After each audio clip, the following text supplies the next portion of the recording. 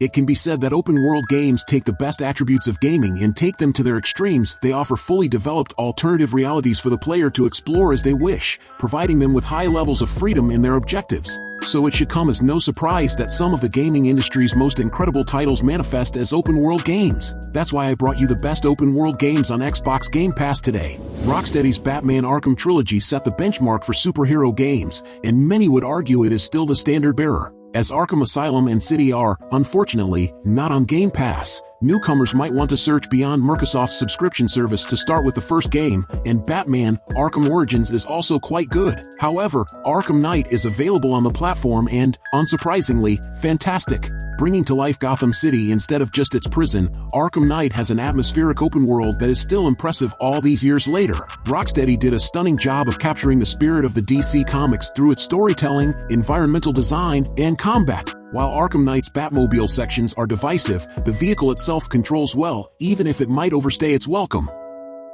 Once upon a time, No Man's Sky was known as one of gaming's biggest flops. The title has significantly improved since its launch, though. These days, it's an exciting survival game where you roam different planets and mine resources. There's also a story if you want to seek it out. The tale is all about discovering the secrets of the universe. So, it's serious stuff, but you can ignore all that and just explore the interesting worlds you visit.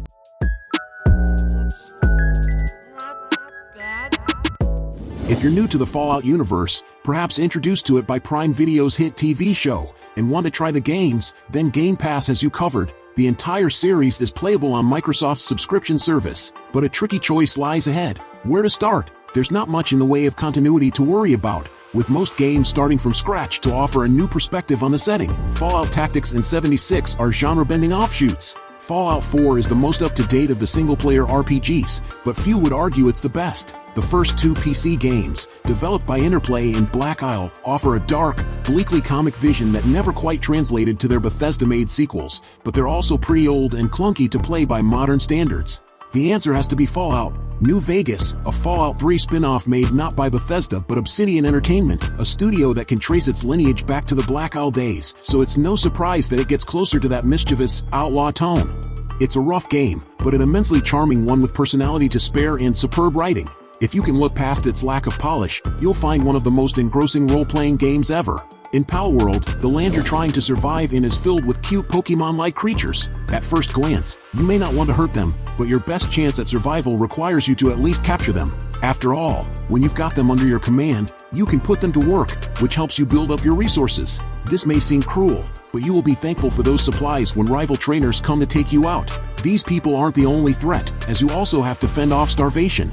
The creatures can also help with that by being food if you don't let pesky morality get in your way.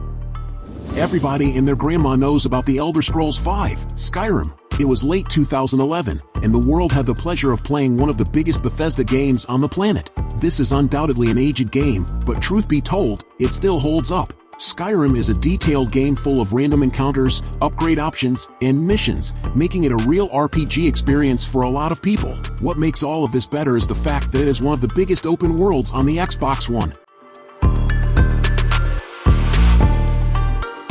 The Burnout series didn't seem like a natural fit for an open-world game. After all, it's a series mostly about causing vehicle destruction, not driving around beautiful cities. Yet, Burnout Paradise proves that the combination of free roaming and car demolition can work. The game gives you free rein to drive around Paradise City at an electric pace, making crazy jumps and participating in special events along the way. The loose goal is to improve your driving license, which unlocks more impressive cars. Yet, the real goal is to have pure, chaotic fun.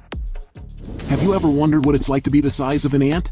Well, Grounded helps feed that curiosity. You play as a shrunken human who must survive in a backyard with plenty of bugs and other creatures. They all share their own purpose, with some being more useful than others. The spiders, for instance, are definitely not helpful as their goal is to kill you. And if you aren't fond of spiders, don't worry, as the game includes an arachnophobia safe mode, where you can change how the creatures look. While dealing with those beasts, you must eat and drink to stay alive.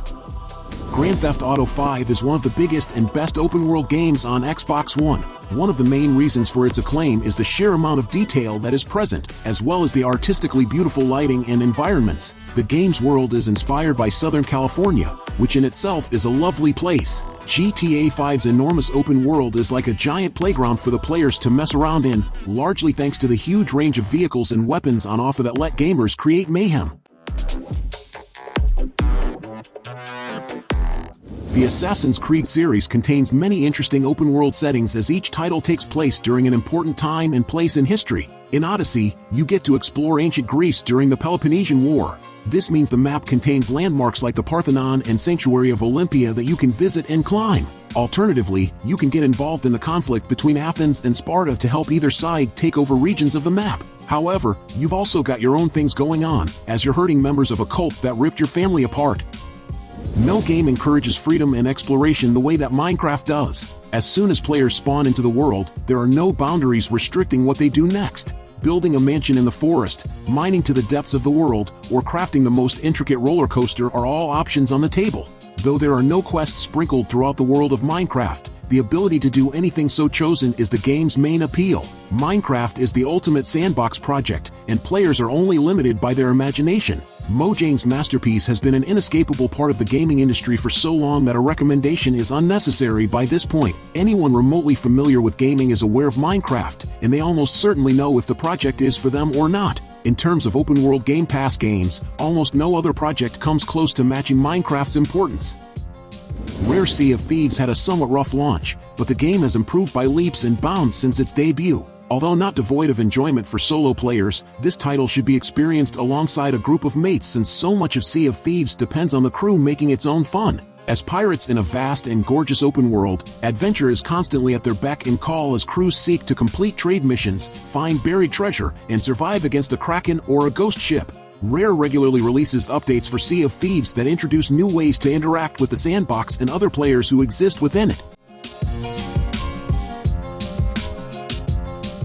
Starfield was the biggest title added to Xbox Game Pass in 2023. Bethesda's latest RPG was in development for a very long time, and it was also the developer's first IP in decades. Consequently, the game was always going to be huge, regardless of whether it lived up to the hype or not. While perhaps not attracting Skyrim levels of praise, Starfield is nevertheless an impressive feather in Bethesda's cap, one that represents a step forward in a few areas. Its character customization, gunplay, and companions might just be the best in the company's history, at least when solely counting games developed by Bethesda Game Studios. While it takes a few hours to get going and can be largely ignored, the main story is pretty good too. Like most of Bethesda's flagship releases, Starfield is open world, although it is a different breed than Skyrim or Fallout 4. As the map is spread over a large selection of planets, players will be spending a lot of time fast traveling from place to place, which breaks immersion to an extent. It is possible to jump on a ship and fly through space, but it is not a big part of the overall experience, nor can players land on planets. Basically, Starfield does not have a seamless world that players can traverse in its entirety without a loading screen, instead offering smaller self-contained areas that make up a larger universe. This is not necessarily a criticism, but it does grant the game a different flavor than most of Bethesda's other classic open-world RPGs. Batman is gone. So, it's up to Batgirl, Nightwing, Robin, and Red Hood to look after Gotham. That is the basic premise of Gotham Knights, and it sets you up for some open-world fun. Every night, you go out on patrol as one of the Bat family. This means you make your way around Gotham, beating up gang members, completing missions, and generally attempting to stop dangerous villains from ruining the city. All of this means engaging in some exciting beat-em-up style brawling and optional stealth. As the start of the title suggests, this game is set in Tolkien's Middle Earth, which gives you a fantasy-filled open world to explore. It's separated into a few regions that are visually distinct from one another. There are plenty of things to do in each of them, including engaging with the game's iconic Nemesis system. The feature gives personality and a hierarchy to some of the goons you fight. Whether you defeat or lose to them in battle impacts their standing within their army. You've also got your own crew that you're trying to build up in anticipation of taking on Sauron's mighty forces. This serves as the primary motivation for the main story.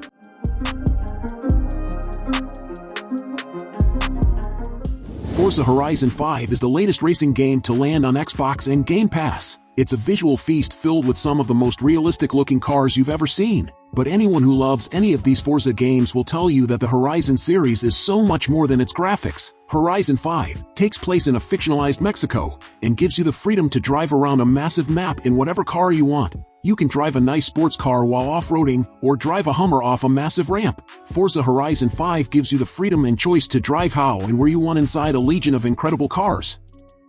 An argument could be made that Ubisoft's Watch Dogs never quite managed to live up to its full potential. The original entry was a letdown as the final product could not match the promotional material, while Legion's intriguing concept did not translate into a particularly engaging experience. Out of 3 projects, Watch Dogs 2 is arguably the pick of the bunch, although its mileage will vary from player to player. Featuring a gorgeous and colorful rendition of San Francisco, the 2016 release has probably the most impressive open world in the trilogy, and it is fun to just roam the streets and cause harmless mayhem with the occasional hack. Story-wise, Watch Dogs 2 can be divisive, especially its lighthearted tone. Still, the main missions provide plenty of interesting scenarios in their own right, and they are ultimately just a small part of the overall package. It should be said that Watch Dogs 2 slots almost perfectly into Ubisoft's open-world formula, which can be a deterrent for a lot of people who have grown tired of that structure. Nevertheless, it is a good representative of that formula.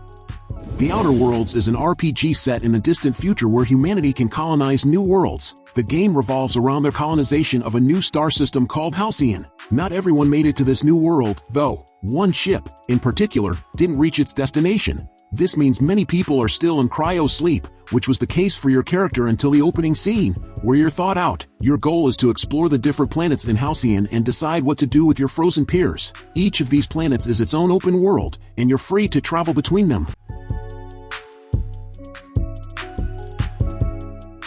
Far Cry has become something of a love or hate franchise, but there is no denying that the games can be a lot of fun. The 5th entry is the only one available on Xbox Game Pass, and while it is not generally regarded as the license's peak, Far Cry 5 has plenty of positives in its favor. Set in Montana, the story follows a rookie marshal as they try to liberate the region from the manipulative clutches of Joseph Seed's cult. The large but not exhausting map is split into 3 parts, each one governed by a disciple of Joseph. While the gameplay loop remains largely the same within each area, the story missions reflect the main cult member's personality. Consequently, the campaign is repetitive but seldom boring. As has become a franchise staple, Far Cry 5's villains steal the show, and they are all wildly different from each other. Faith Seed is especially memorable, although Joseph is also charismatic enough to believably serve as the cult's idol. While not quite as diverse or exotic as some other settings in Ubisoft's series, Montana nevertheless serves as a fun sandbox. The Just Cause series has a reputation for providing wild open-world games where you're encouraged to cause as much havoc as possible. Just Cause 4 certainly follows that tradition. In this one, protagonist Rico Rodriguez goes to the fictional nation of Solis. It's a vibrant island filled with different biomes, so you have the chance to explore distinct environments in this very large world. The size isn't too troubling, though, as there are many ways to get around quickly, including Just Cause's signature grappling hook and wingsuit combo. 2020 was an important year for Ubisoft. The company had several major AAA releases, such as Immortals, Fenyx Rising, Watch Dogs, Legion, and, of course, Assassin's Creed Valhalla. Valhalla received even more attention than expected when Cyberpunk 2077 was delayed again around the time Valhalla was set to release, making it one of the few major releases on 9th-generation consoles at the time, putting a huge weight of expectations on the game. Assassin's Creed Valhalla is set in medieval Norway and a large part of Britain and features gorgeous maps with a colorful and bold fantasy art style that makes the game stand out from its predecessors. While there's no denying the world's beauty, fans of exploring are sure to enjoy the size of the map, too.